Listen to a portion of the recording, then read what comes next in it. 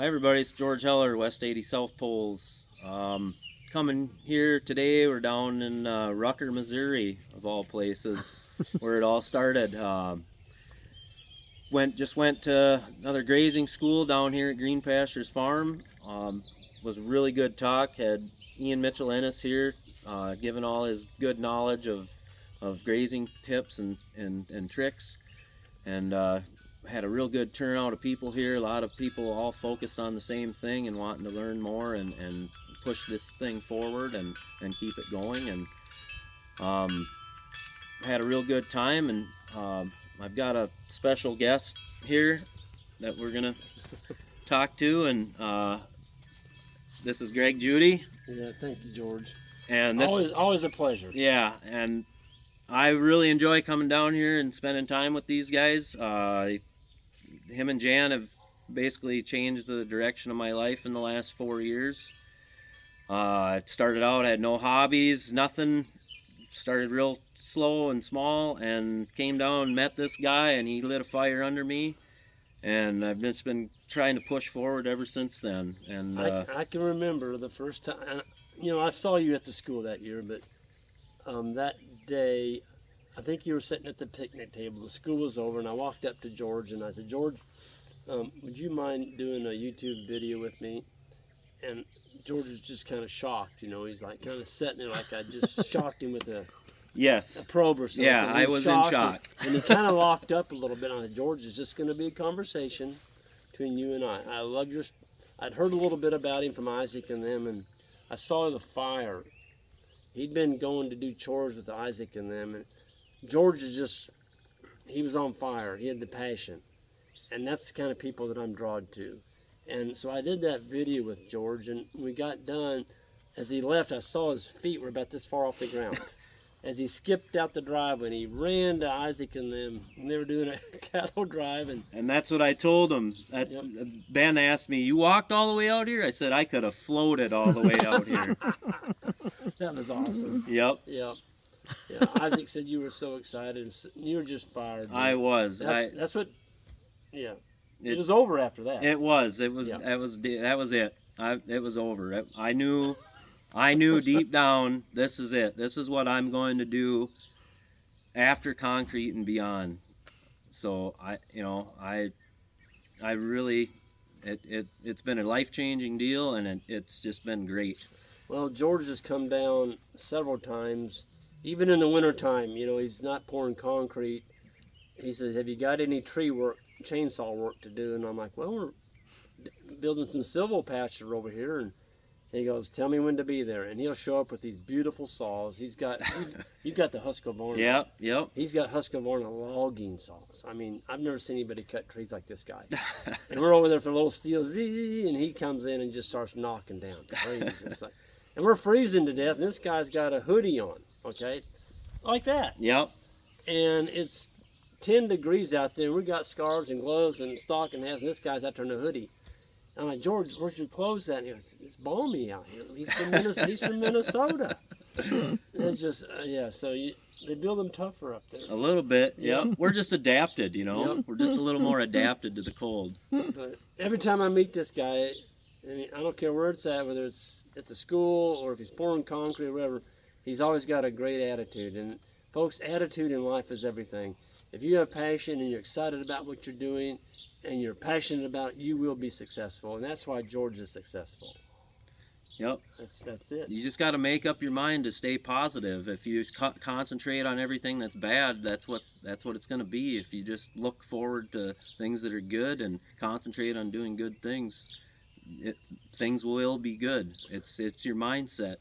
What was the quote that Ian shared with us at the school? Every time somebody says it can't be done, it's always being interrupted by somebody that's already doing it. Yeah. Don't tell somebody that's doing it that it can't be done. Yeah. And actually, I like it when people tell me it can't be done, because that gets me fired up. Yep. That makes me want to say, watch this. Yep. Same thing to me. I mean, when I was in the bottom of my barrel, it didn't look like I had a future in regenerative ag, and things were not going my way, I'd go by a guy's house, and he'd tell me, so you don't have a chance in heck of making this. He said, you don't have any money, you don't have any land, you don't have any cattle. He said, you don't even own a tractor. He said, give it up, just like that. Yep. I went home, I put on my coon light, it was dark, and I went out and I started building fence, and I started leasing more land. And I'm telling you what, every time I needed to be picked up, I'd go by his house. And he'd make me so mad, tell me that. Yep. I used it as Fuel. Yeah. Fuel. Don't tell me I can't do something. Yep. Yep. Sometimes that's what it takes. I don't think anybody can outwork you, George. You don't think so? No, I don't. Not for your age. I watched you pour concrete. He came up and did our concrete. I'll tell you what, for his age, this guy can work. He can work. I'm not a spring chicken anymore. I know you're not, but you put out the work. And there's no harder work in the world than pouring and finishing concrete. It's been a chore, that's for sure. I'm serious. Yep. Yep. So what was your, we were sitting here talking, what was some of the big take-home question or ideas from this school? So the biggest thing from this school is basically observation and management. Adjust your management to your environment and observe how your environment is reacting to your management. Your environment will tell you if your management is working or not.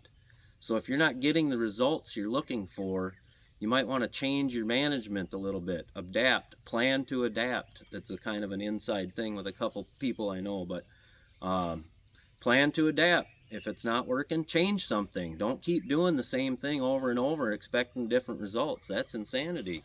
What's been happening for thousands of years in nature? She just keeps cranking along. Yeah. Mimic nature. Yes. And at the end of the day, Ian always says, don't send the money to town. Yes, keep your money in your pocket. Put your money in your pocket. Don't send it to the seed company. Don't send it to the fertilizer company. Buy more livestock. Buy livestock and carbon. That's the two things you Yep. should invest your money in, livestock and carbon. Yep. And just keep moving forward. Keep tweaking things. Keep trying new things. Keep trying to improve your management and mimic nature. Look at what nature does. Look at how they adapt. Look at the way the wildlife reacts to your management. Because if you're starting to manage correctly, you'll notice that more wildlife will start coming into your farm because you're attracting them in with the energy that you're producing in your grass. And we're not talking just deer, we're talking birds. We're talking everything. Birds, insects, deer, I mean... Even the fish in the ponds. Yes, yes, yep, all of it. It's all intertwined, and when you mimic nature, you're working in symbiosis with it. So you're encouraging things to work the way they're supposed to, and that's a really big deal. Isn't it an awesome business to be in? It is. I have so much fun doing it. It's so relaxing and it's so rewarding, especially like in lambing and calving season. It's so nice to just... I have people ask me on YouTube and even private emails or in conversations like, great, when are you going to retire? I'm like, retire? Why would you do Why that? would I want to quit doing what I love to do every day? Why would you want to stop? You're getting older, you know, and your energy level's going down. I'm like, no, I want to do this. I just want to keep doing this. It's energizing. It is. It's because you're helping life continue on. That energizes you. You're all year round is life. You're around life when you're doing it like this. I interviewed an old guy, Marshall Colley. He was 90 years old, and I asked him what his secret to good health was and longevity. The guy never got dementia, nothing. He was absolutely sharp to the end. And he's like, Greg, a man's got to have something to do. Yep. He's got to have something to do. He's got to look forward to waking up the next morning to doing something. Yes. And if you don't have that, you're not going to last long. Yep. Yep. Keep yourself busy. Be productive. Yep. Yep. For sure. So, well.